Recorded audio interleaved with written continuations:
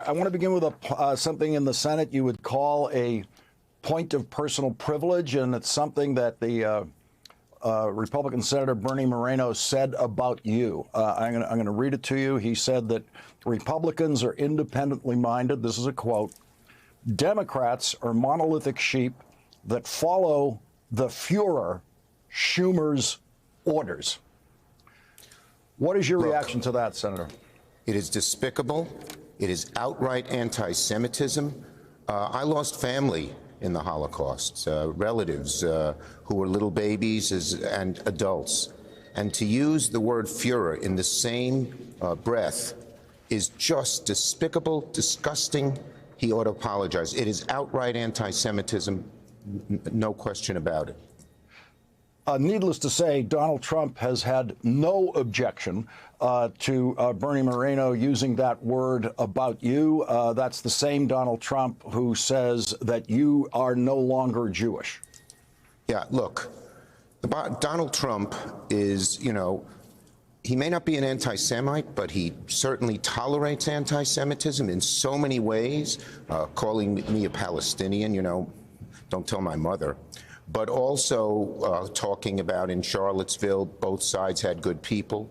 When he brings an anti-Semite like Fuentes to sit at his table at Mar-a-Lago, when the Great Replacement theory, which we all know is a conspiracy theory among the hard right, that Jews are trying to replace the white race with immigrants. Every other president, Lawrence, every other president, Democrat, Republican, liberal, conservative, whether it's Reagan or Bush or Clinton or Obama, when there was bigotry, their job was to push it down. Donald Trump, he either revels in it or just lets it stay right there. That shows you one of the many, many reasons he doesn't deserve to be president. Senator, you represent the state and the city where the stock market is located, the most important stock market in the world. That stock market now has spent a week suffering from the greatest drop in stock market history caused by the single action of a president. What do you say to Wall Street tonight? What I say to Wall Street is this man is a menace. Donald Trump, this is about the worst decision, or one of the worst decisions Donald Trump has made, and given his presidency, that's saying a whole lot. Why are they doing this? Why are they imposing such tariffs on people? I'll tell you, there's one reason, Lawrence. They want to use this money for tax breaks for billionaires. And they're making the average American family pay, it's now estimated about $5,000 a year. These are across the board tariffs, prices of everything, whether it's food or medicine or gasoline or a car or clothing or furniture or buying a home are going to go way up. And middle-class people are going to suffer for this, suffer dramatically. So will the economy. When you're as uncertain and as erratic as Donald Trump is on issues like this, businesses don't spend money. Consumers, their confidence is lower than it's been in close to a decade. They don't spend money. It's just ridiculous. And the way they implement it, it's you either laugh or cry. They've actually put tariffs on penguins, but not on Putin, because in their tariffs are two islands, the Heard Island and McDonnell Island, which only have penguins on them. This is just government that is reckless. It is look, the bottom line, Lawrence. There's a group of hard right, angry billionaires. They always wanted to run the government. Donald Trump has let them run the government, and they are just hurting the country, betraying. Donald Trump is betraying the middle class, and people are seeing it. The stock market went down even before this happened. Look what happened in Wisconsin and even in Florida. The American people are seeing that Donald Trump lied to them in the campaign, is doing just the opposite of what he said. Remember, he said prices would go down on day one. Now with these tariffs, they're skyrocketing. They are seeing that he doesn't keep his promises, that he betrays them, and that his whole way of being is he's in this billionaire bubble with his friends Musk and Lutnick and people like that, and they just care about themselves. Senator, Donald Trump has taken the full blame publicly. Every stock market analyst that you see on CNBC, many of whom are Republicans, every one of them blames the president's announcement about tariffs for what's happening in the stock market. But the Constitution of the United States gives total power over tariffs to the Congress. The Republicans who run the House of Representatives have the constitutional authority to originate the tariff legislation there. Right. Every Republican member of the House, every Republican member of the Senate has the power legislatively to block what Donald Trump is doing on these tariffs. When does the blame extend to them? How many days of grace do you think they should get before these tariffs are their tariffs? Zero. And we're seeing, all of these Republicans, even those who know Donald Trump is wrong, have just gone along with him in every way in obeisance. But for the first time today on tariffs, we're seeing a little bit of a crack. Senator Klobuchar has a bill with actually Senator Grassley, as you know, a Republican from Iowa, that says no tariffs unless Congress approves them. And they've gotten 4 or 5 Republican co-sponsors. Tonight, as we do the voting on reconciliation, I am introducing legislation that says no tariffs will go into effect if it raises prices in any way. We're going to ask our Republicans. We'll see how many of them vote with us. But if they don't vote with us and the prices go up, which they're inevitably going up, they will feel the heat. They're beginning to feel the heat, as shown by Klobuchar's bill. But I think there'll be a lot more heat on them in, day out, because this is the greatest this is the Trump tariff tax. It's hurting the middle class by more than anything. $5,000 a year. Prices go up across the board when inflation's been the #1 issue. I believe the Republicans will politically pay a very large price if they stick with Trump on these tariffs. Senator, you have a long night ahead of you. It's one of those nights in the Senate, once again, where the Republicans are trying to push through a budget framework, budget resolution that will require a minimum of a $5 trillion increase in the national debt over time because of the Trump tax cuts and other provisions in this bill. You have a series of amendments which is traditional in these situations for the opposition to have amendments where you're going to try to pick away at what they're doing. Can you give us a preview, possibly, of some of those votes that we'll be seeing overnight? Because this is going to go well into the wee hours of the morning.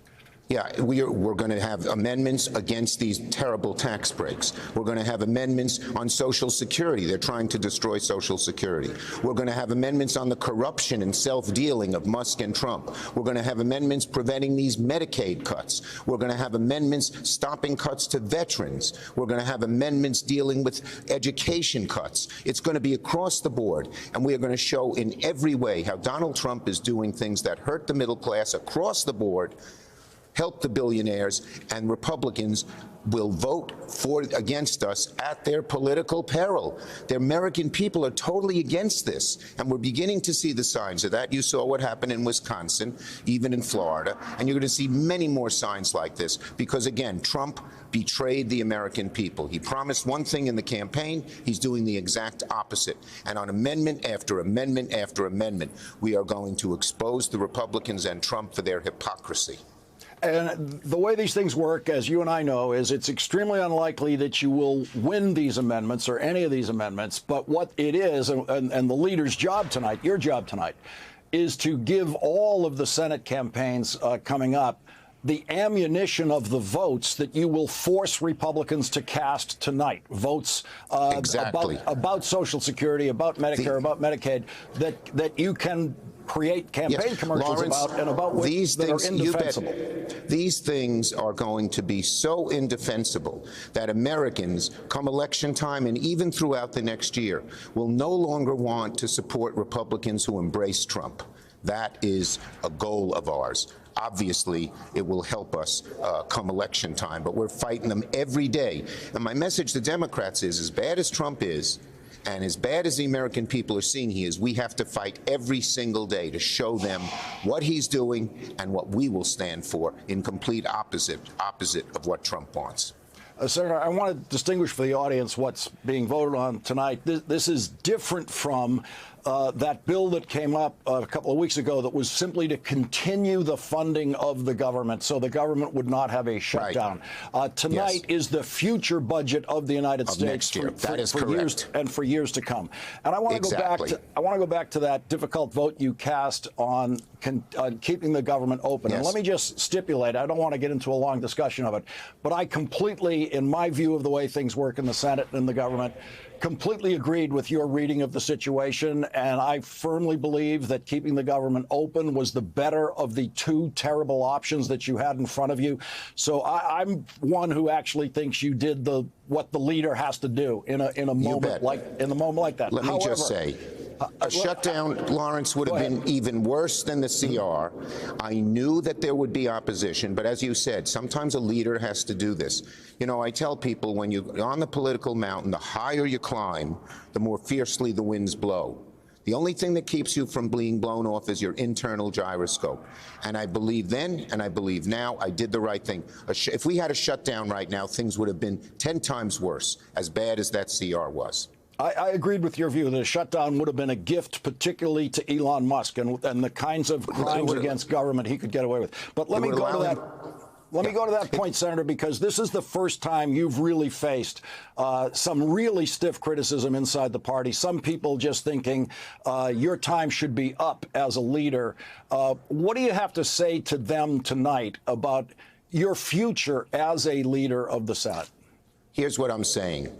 We are united. My whole caucus, whether they voted for me or against me on that issue, or agreeing with me or disagreeing, we're totally united on how we fight Trump.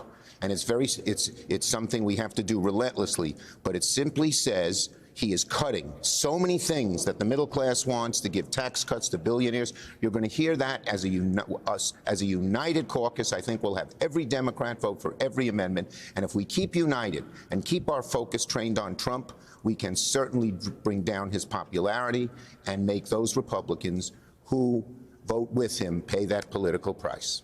What did Cory Booker's record-setting holding of the Senate floor, 25 hours, what did that mean for Democrats going forward? I have to tell you, Senator, from out here, it was great. In the grandstand, it looked like a turning point. Let me tell you, it was. He was great. Not only the physical stamina, 25 hours, and I worked with him a little bit on this. He showed such preparation and such perseverance. But as important as the length of time he spoke, which was incredible, was what he said. He gave such a severe, well-thought-out, comprehensive indictment of the Trump regime that it caught Americans' attention and helped us advance the cause of letting the American people know how bad Trump is and how he has sold them out. So I salute him. Our caucus loves him. As I said that night when I told him he broke the record, not only do we love you, Cory, America loves you.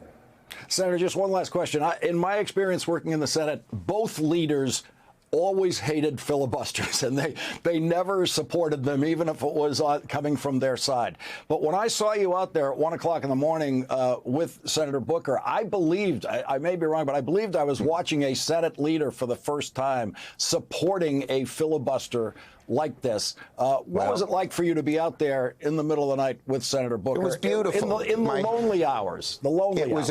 I was there late at night.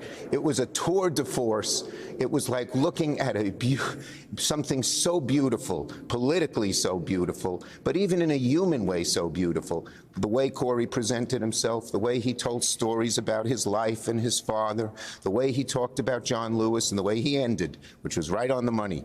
We got to make good trouble, and we will.